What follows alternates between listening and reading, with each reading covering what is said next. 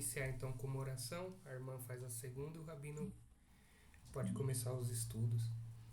Senhor nosso Amém. Deus, querido Pai, obrigado por mais uma noite. Estamos aqui todos reunidos, Senhor, para glorificar o Teu nome, Senhor. Que o Senhor possa ser tudo em nossas vidas, que possamos entender um pouco mais de Ti, compreender, Pai, a verdade sobre Ti, o que o Senhor quer de nós, Senhor. Que possamos seguir os Teus caminhos, Teu verdadeiro caminho, Pai. Abençoe a palavra dessa noite, que a gente possa sair com um entendimento puro, possamos sair restaurado, que o Senhor nos guie durante a semana. Abençoe a mente do rabino também, Pai, para que ele possa guiar com sabedoria, que seu Espírito possa estar sobre ele. E com todos os irmãos aqui, abençoe os familiares de cada um, nossa reunião, nossa congregação, nosso estudo. Esteja conosco, Pai, sempre. É o que peço, agradeço, em nome de seu Filho amado, Jesus Cristo. Amém, Senhor. Amém. Amém. Pai amado, Pai santo, ainda na tua presença, nós te bendizemos, Senhor, por mais uma vez nos permite reunirmos, Senhor, para te adorar, Senhor, para aprender também, Senhor, para podermos cada dia mais nos aproximarmos de ti através da tua palavra. Abençoa os teus filhos que já estão presentes neste momento e aqueles que porventura, Senhor, vão entrar pelo caminho. Toma cada um em tuas mãos, abre a nossa mente para que possamos nós entender e colocar em prática, Senhor, aquilo que tu tem nos dado, Pai, diariamente, esse pão que vem do céu.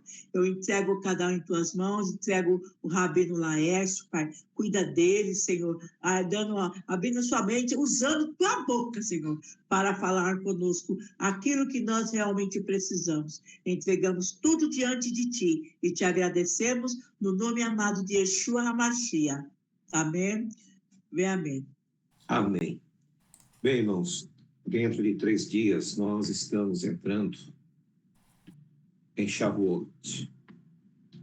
Eu gostaria de deixar para vocês algumas informações para que vocês percebam.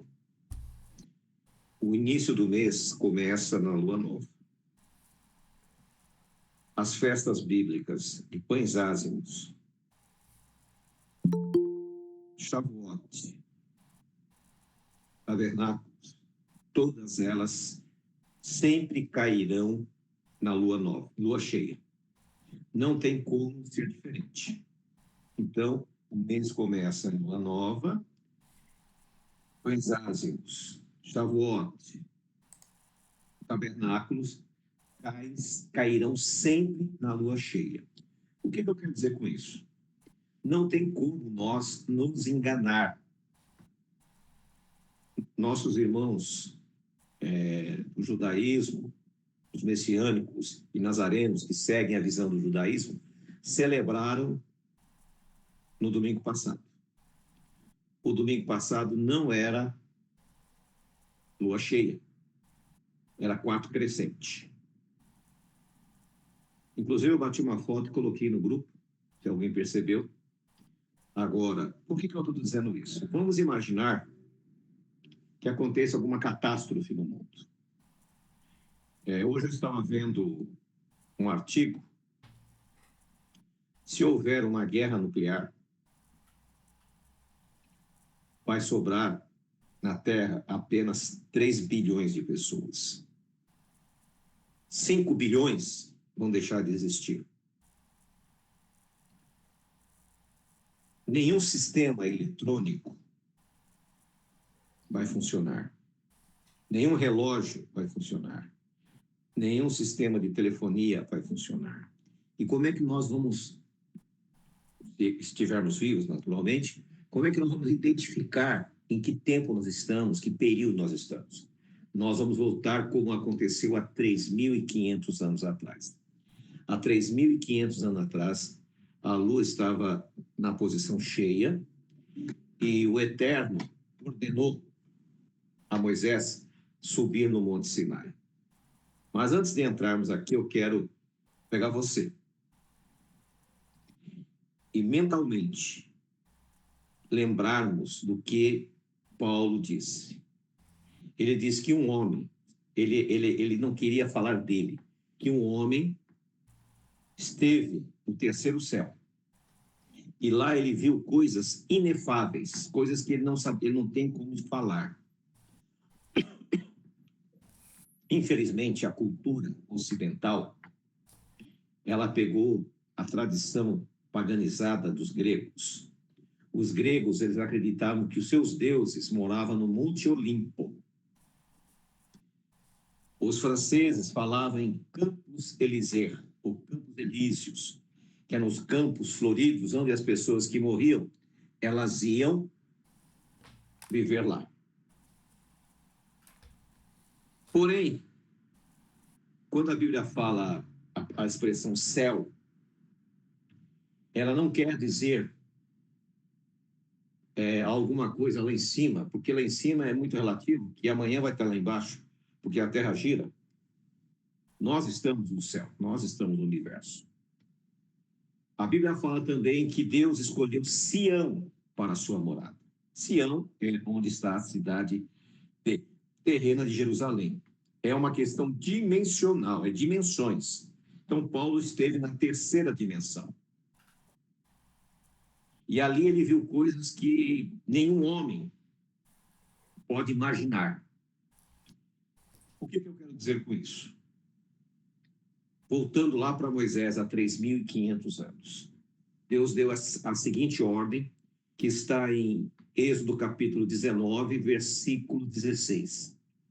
Aconteceu que ao terceiro dia, faltam 3 dias para Shavuot.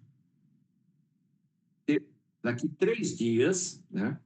E aqui fala a mesma coisa, por coincidência, houve trovões, relâmpagos e espessa nuvem sobre o monte, e o som de trombeta muito forte, e todo o povo que estava no arraial estremeceu. Vamos tentar mentalizar. O povo está ao redor do Monte Sião, Monte Sinai, perdão, ao redor do Monte Sinai. São cerca de 2 milhões de pessoas, é muita gente. E, de repente, eles começam a ouvir trovões, lá no topo. Relâmpagos, uma nuvem espessa, som de trombeta muito forte, som de chofar. E todo mundo entra em pânico. E Moisés levou o povo fora do arraial ao encontro de Deus e pararam ao pé do monte. Todo o monte Sinai fumegava, porque Jeová descera sobre ele no fogo. E a fumaça subia como fumaça de uma fornalha. E todo o monte tremia grandemente. Então nós vemos, não sei se vocês conseguem mentalizar, o esplendor, a grandiosidade deste momento. Terremoto, relâmpagos, som de trombetas, som de chofar, fumaça, nuvem. É uma coisa assim extraordinária, porque o próprio Jeová, o próprio Jeová desceu até o monte.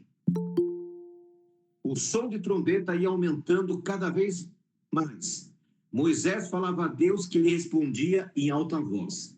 E eles conseguiam escutar a voz de Deus parecendo um trovão. E Jeová desceu sobre o monte Sinai, sobre o cume do monte, chamou Jeová Moisés ao cume do monte e disse: suba. E Jeová disse a Moisés: desce, manda ao povo que não transpasse os limites para ver Jeová, porque muitos deles vão perecer se assim fizer. E também os sacerdotes que chegam a Jeová, santifiquem-se, para que Jeová não os mate. Moisés disse a Jeová: o povo não poderá subir ao monte Sinai, porque tu nos ordenaste, dizendo: marca limites ao redor do monte e santifica-o. Disse Jeová: vai e desce, depois subirás tu e Arão contigo. Mas os sacerdotes e o povo não transpassem o limite para subir a Jeová, para que não os morra. Então Moisés desceu e disse isso ao povo: fiquem aí, que eu vou subir. Tudo isso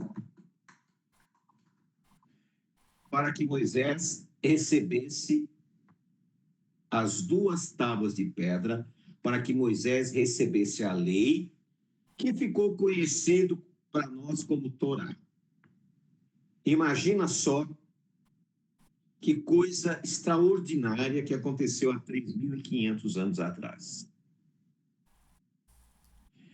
Passaria 1.500 anos, o Filho de Deus estaria entre nós, ele iria morrer, e ele disse aos seus discípulos: fiquem em Jerusalém, até que dos céus sejais revestidos do poder. E eles ficaram, eles moravam lá no cenáculo, e exatamente em Shavuot, eles estavam todos reunidos. E um vento tempestuoso entrou naquele lugar. E como se houvesse sobre a cabeça de cada um uma língua pegando fogo. E todos eles foram cheios do Espírito Santo. Pedro se levanta e começa a dizer, conforme dito pelo profeta Joel, no capítulo 2, eis que derramarei o meu Espírito sobre toda a carne.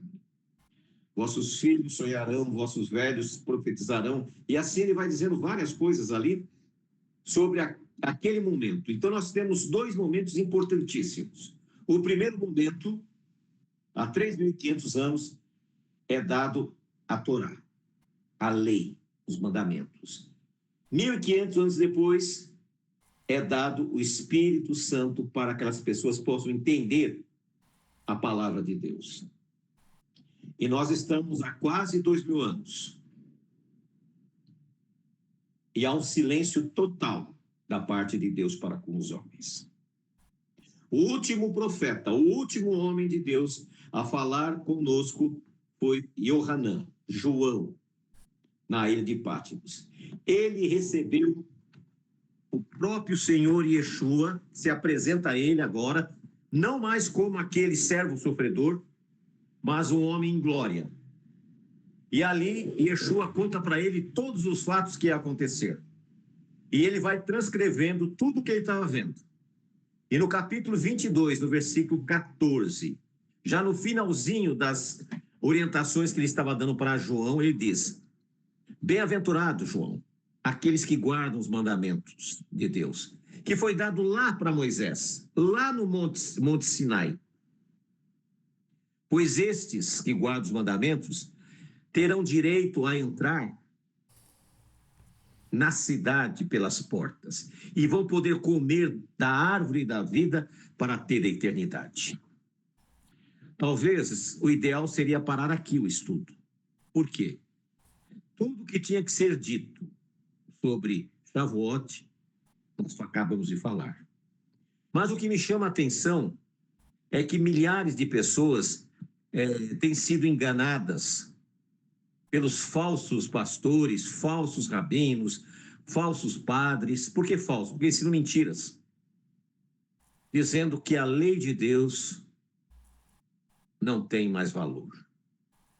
E eu digo, por que então Deus teria feito uma coisa tão extraordinária há 3.500 anos? Há 2.000 anos atrás, em Shavuot, ele novamente se apresenta e depois larga tudo isso aí, isso é besteira, não precisamos de lei, não. Isso aí, Deus estava equivocado quando ele fez isso lá para Moisés. Não há necessidade nenhuma disso. Nós estamos sob a graça e hoje nós podemos fazer o que queremos. Será que é assim? Não. Sendo que as últimas palavras de Yeshua foi bem claro. Bem-aventurados os que guardam os mandamentos de Deus, pois terão direito a entrar na cidade pelas portas. Vocês não serão ladrões, salteadores para tentar entrar de outra forma. E vocês vão poder comer do fruto da árvore da vida que foi proibida a Adão e Eva.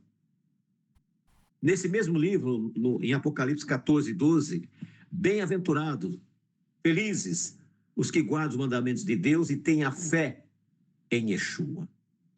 É impossível você separar os mandamentos da fé. Se você tem os mandamentos, mas não tem a fé em Jesus, você está perdido. Se você tem a fé em Jesus, mas não tem os mandamentos, você está perdido. Não há como você obter a salvação, de maneira alguma. Por quê? Porque o próprio Senhor Yeshua, quando estava no seu ministério, lá em Mateus 5,17, ele chega para os seus discípulos e diz assim: não penseis vós que eu vim abolir a lei e nem os ensinos dos profetas. Eu não vim para isso. Eu vim dar o pleno cumprimento. Enquanto o céu e a terra não passar, ou seja, somente quando eu voltar, tudo que está na lei deverá ser observado. Em Mateus 7, 22 e 23, ele diz assim: naquele dia, muitos me dirão: Senhor, nós fizemos tantas coisas em teu nome, expulsamos demônios, curamos, ressuscitamos. E Yeshua diz: e eu vou dizer na cara: apartai-vos de mim, vocês que são contra a lei de Deus. Paulo estava lá em Roma e havia uma controvérsia quanto à observação dos mandamentos. Por que havia essa controvérsia? Porque os fariseus, o que eles começaram a fazer? Eles começaram a colocar pesos desnecessários, começaram a sobrecarregar os seguidores de Yeshua com tradições rabínicas. E Paulo começou a contestar. E aí eles perguntam para Paulo: Paulo, mas então quer dizer que a lei não precisamos mais? E ele responde em Romanos 3,31. Anulamos, pois, a lei pela fé? De maneira alguma. Antes nós estabelecemos a lei. Porém, quando os tradutores, séculos depois, começaram a traduzir, eles começaram a omitir palavras. Em Gálatas, Paulo dá a impressão que ele é totalmente contra a lei, porque ele diz que a lei é um lixo, a lei não serve para nada. Porém, Paulo não estava falando da Torá, porque ele mesmo disse lá em Romanos que a lei é perfeita, boa, e que não podemos anular de hipótese alguma. A que ele se referia? A chamada lei oral, que os fariseus criaram lá na Babilônia, que hoje é também chamada de Talmud, Midrash, ou seja, interpretações da lei de Deus. Ele diz: vocês não têm essa capacidade de interpretar o que Deus disse. Existe um livro chamado Obras da Lei. Esse livro ele foi encontrado entre os manuscritos do Mar Morto. Esse livro era um tipo de manual que os fariseus usavam para que as pessoas seguissem aquelas regras. E era justamente isso que Paulo condenava. Jamais Paulo condenou a lei do Eterno, em hipótese alguma. Pelo contrário, ele a exaltou, ele foi o que mais ensinou sobre isso. Depois, nós vemos que Tiago, o irmão de Jesus, no capítulo 2, no versículo 10, ele vai dizer o seguinte: você que guarda toda a lei, mas transgrediu um só, você é culpado de todos. No reino de Deus, não tem essa história, bem me quer, mal me quer. Esse eu guardo, aquele eu não guardo. Esse eu faço, esse eu não faço. Não existe isso. Ou você cumpre a vontade do Deus bendito, ou não cumpre. Na sua epístola de João, segundo João, capítulo 2, diz: aqueles que dizem que me amam, mas não guardam os meus mandamentos, são mentirosos, e nele não está a verdade. Pedro vai falar em sua epístola: melhor seria não ter conhecido do que conhecer a verdade e não guardar. Então, as questões dos mandamentos de Deus é muito séria. Imagina você, toda aquela cena que aconteceu lá no Sinai, tudo aquilo que aconteceu no cenáculo, todos os ensinos de Yeshua dizendo que temos que guardar os mandamentos. E aí chega um indivíduo que nós não sabemos de onde veio e para onde vai. A lei foi abolida, nós estamos na graça. Que Deus nos livre de tal coisa. Porque se a lei de Deus foi abolida, e eu estou na graça, então quer dizer o seguinte: se eu me engraçar com a esposa de qualquer um de vocês, eu posso ficar com ela. Não existe mandamento proibido. Se eu gostar do seu carro, eu posso roubá-lo. Não existe mandamento. E se eu não for com a sua cara, eu posso te matar. Porque não existe mandamento. As pessoas parecem que não raciocinam. Porém, na verdade, não, aí não pode. Isso aí não. Isso aí é imoral. Na verdade, o que eles dizem é o seguinte: o sábado nós não queremos guardar. Mas sabe por que eles não querem guardar o sábado? Porque o profeta Ezequiel, no capítulo 20, no versículo 20, diz assim: santificai os meus shabatotes. Lá está no plural, sábados, tá? Quando aparece a palavra traduzida em português, sábados, no plural, significa o sétimo dia e as solenidades sagradas, as festas bíblicas.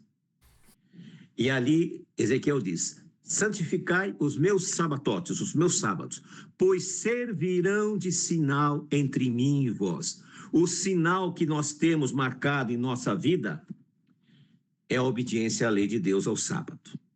Ele diz assim: pois servirão de sinal. Satã não quer que você esteja o sinal dele, o sinal de Deus. Ele quer o sinal que você tem, o sinal da besta.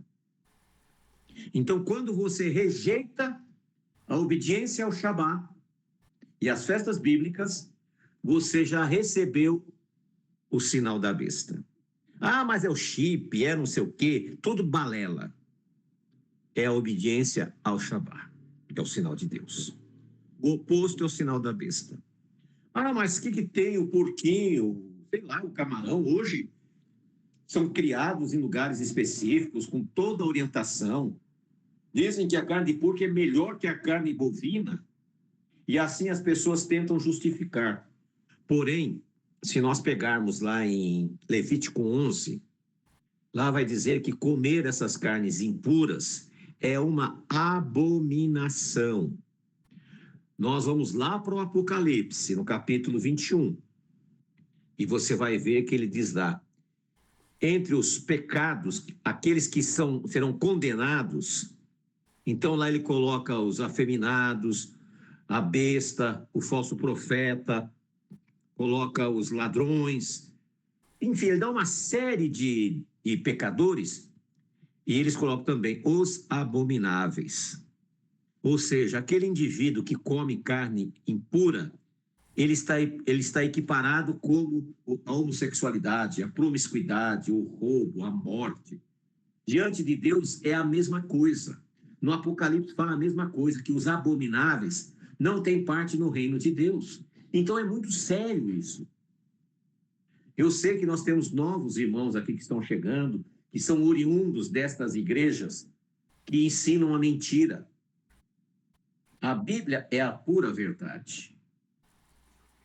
Né? Já citei os textos bíblicos aqui que falam sobre a veracidade e a necessidade de observarmos. Porém, talvez algum de vocês diz: mas eu não posso, porque eu trabalho, ou estou fazendo uma faculdade, estou terminando a minha faculdade, e eu não posso tomar essa decisão hoje. Deixar de comer imundícia pode. Ninguém te obriga. Mas aí nós temos algumas limitações. Se eu perder o meu emprego, como é que eu vou sustentar minha família? Nós temos uma solução bíblica. Só se você estiver nesta condição. Agora, se você tem possibilidades de não trabalhar no Shabat, mas trabalhou por ganância ou por vontade própria, aí não tem o que fazer. Em Atos 15, houve um concílio dos gentios que estavam se achegando. E os judaizantes que haviam se convertido a Yeshua queriam que aqueles gentios que estavam chegando cumprissem exatamente como eles cumpriam. E aí começou a haver uma confusão muito grande, eles tinham dificuldades. E nesse concílio estava Tiago, Pedro, Paulo, né, Apolo, Barnabé e os demais apóstolos. E eles se reuniram e decidiram que aos novos membros que estão chegando, não seria exigido deles que eles cumprissem 100% dos mandamentos no mesmo dia, mas eles deveriam aprender e colocar em prática. E colocaram 4 princípios, que está em Atos 15. Depois você vai ler, não vou falar porque eu quero que você leia, em Atos 15. Ele diz, tem esses 4 princípios, inicie a carreira com esses 4 princípios. E aos sábados, vá à sinagoga para aprender. Ali é bem claro.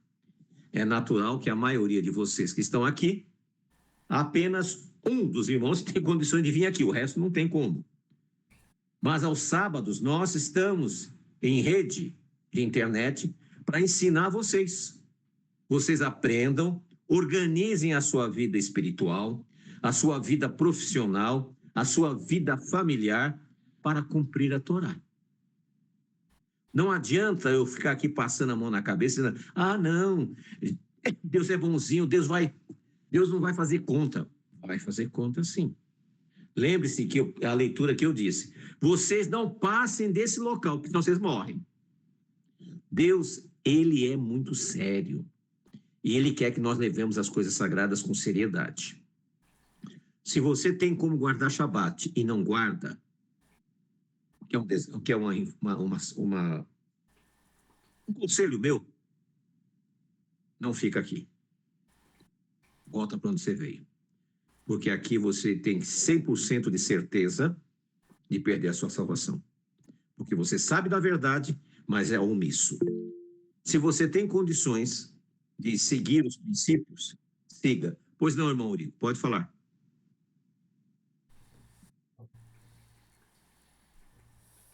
Acho que ele levantou a mão para o engano.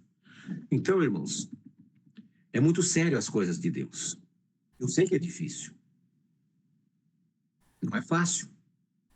Porém, vocês não podem abrir mão da salvação. E esse estudo eu estou passando hoje, da importância dele, porque alguns irmãos que estão chegando agora, eles perguntaram, né? Eles querem saber sobre essa questão.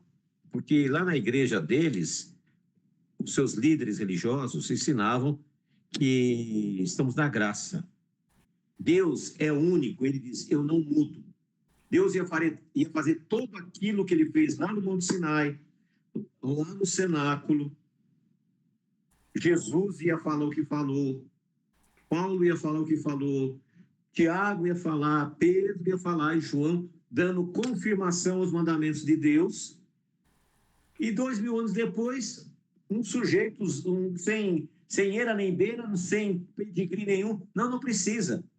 E você deixa tudo aquilo que está na palavra e vai seguir esses falsos pastores, esses falsos líderes religiosos. E no Apocalipse, capítulo 18, ali fala os mercadores de almas. E ali diz o seguinte, meu povo, sai daí, para vocês não receberem as pragas que vão vir sobre eles. E eles, os mercadores de almas, vão plantear, porque ninguém mais compra a sua mercadoria.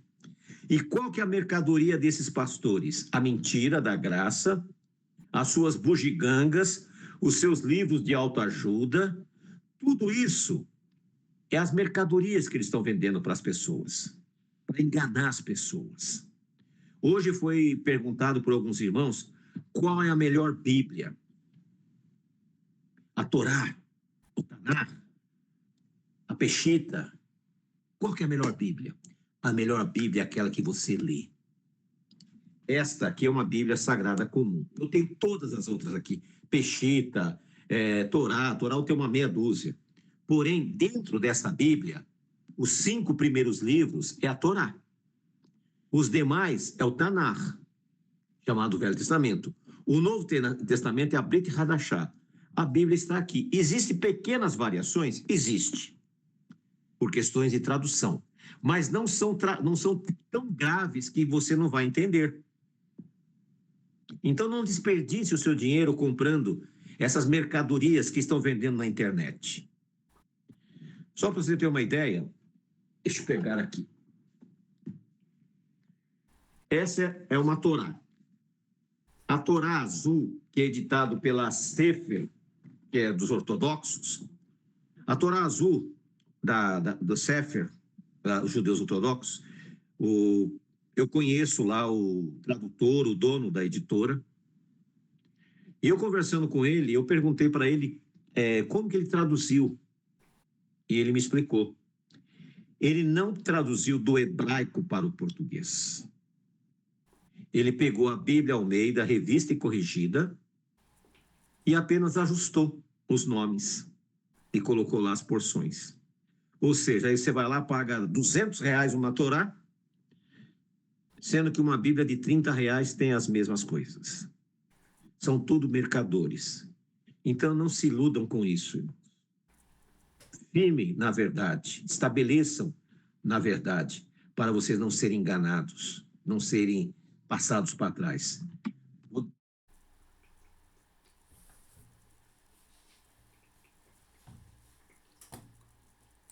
Fechou o microfone, Rabino. Aí. Aqui é a minha biblioteca. Eu devo ter aqui umas 40 Bíblias, em todas as versões. Todo tipo de livro. Judaico, cristão. Todos lidos, não é apenas enfeite. Mas digo uma coisa, nada substitui a leitura da palavra de Deus. Porque nela há vida, porque ela é inspirada pelo próprio Criador. Então, meus queridos, eu coloco na mão de vocês esta palavra hoje. Não fiquem se iludindo com fantasias. A simplicidade da palavra de Deus é essa que nós ensinamos a vocês. Nós estamos aqui para orientá-los. A maioria dos líderes pseudo-messiânicos aí, eles se colocam como deuses. Não quer falar com você, não quero contato. E se você me perguntar, você tem que pagar, porque se você não pagar, você não dá valor. Aqui não. A Bíblia diz, de graça recebei, de graça dai. Como todos vocês perguntam, até hoje não deixei de dar resposta para ninguém. Sempre respondo. Porque a vida de cada um de vocês é muito importante. Então, esse é o estudo que eu queria passar para vocês. São 21h08, não vou tomar muito tempo, porque amanhã ainda é nosso dia de trabalho. Se você tiver alguma pergunta, esse é o momento. Se não houver perguntas, aí eu peço para que o irmão Danilo encerre com oração, né? E a gente faz a bênção, ok? Sintam-se à vontade.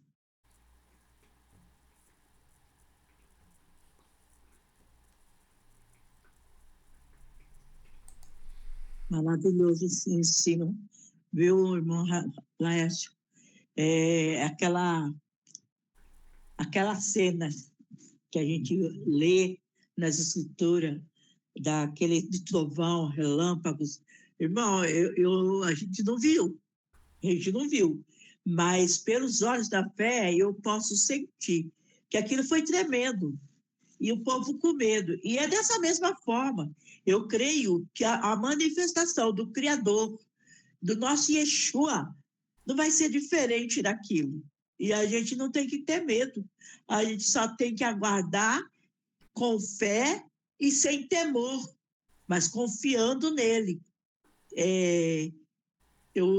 Essa cena me alegra muito, e me faz com que eu queira cada dia mais permanecer e cumprir aquilo que a palavra está falando. E é como o irmão falou. Como? Sem ler, sem leitura, a gente não vai chegar a lugar nenhum. Que como a gente vai num restaurante, chega lá, tem o tal do PF, o tal do prato feito, né? E com a palavra de Deus não pode ser assim. Nós temos que ir e comer com a nossa própria mão, o nosso alimento, e pesquisar. Porque a palavra está aí, Deus está aí, pronto para nos ensinar. A partir do momento que a gente se disponibilizar a ler, a estudar, a querer aprender realmente, e mais ainda, colocar em prática. Isso é tudo para nós, na nossa atualidade hoje. Amém? Amém. Diego, lá no grupo do WhatsApp, eu coloquei hoje de manhã, levantei, fiz um vídeo explicando, tá? Entra lá no WhatsApp, tá até um dedinho apontando. Esse vídeo é sobre como fazer. É ali, tá? É daquela maneira. Obrigado. Mais alguém gostaria de fazer um comentário, participar? Fique à vontade. Ok. Não havendo mais, irmão Danilo. Agora que eu consegui abrir. Tá. Pode falar, eu. Só para complementar aí os irmãos que são novos, quando eu era garotinho, eu vim para São Paulo com 18 anos, eu comecei a ler a Bíblia, eu morava na própria igreja, sabe? Eu comecei a ler a Bíblia, aí quando chegou em Êxodo 20, não sei qual era a versão que eu estava, ela falava assim, tem trabalhado em tudo e Deus empregados. Aí eu parei, rapaz, comecei a chorar. Falei, que coisa linda. Então, se eu guardar o sábado, eu vou ser patrão. Mas não demorou muito. Virei patrão.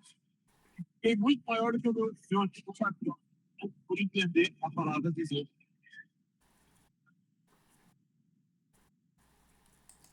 Tá mudo, Rabino. Uma coisa eu gostaria de dizer para vocês. Eu comecei a trabalhar com 12 anos. Já fazem 43 anos que eu trabalho. Eu nunca trabalhei um sábado na minha vida. E nunca deixei de ser abençoado. Deus nunca faltou em nada na minha vida. Formei um advogado, formei minha filha, que está com 3 faculdades. Tenho uma boa casa. Tenho um apartamento. Tenho uma vida equilibrada. Nós temos aqui em casa 2 carros. E nunca trabalhei um sábado. Existe um ditado judaico que diz o seguinte: quem trabalha o sábado nunca deixará de trabalhar, ou seja, sempre vai viver na miséria. Então, se você tem medo do desemprego, não precisa ter medo.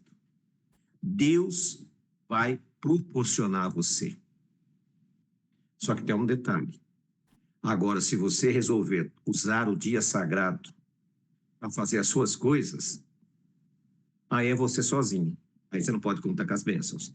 Deus não vai sair com um chicote te chicoteando, não. Não se preocupe com isso. Mas só que você não vai estar sobre o guarda-chuva de Deus.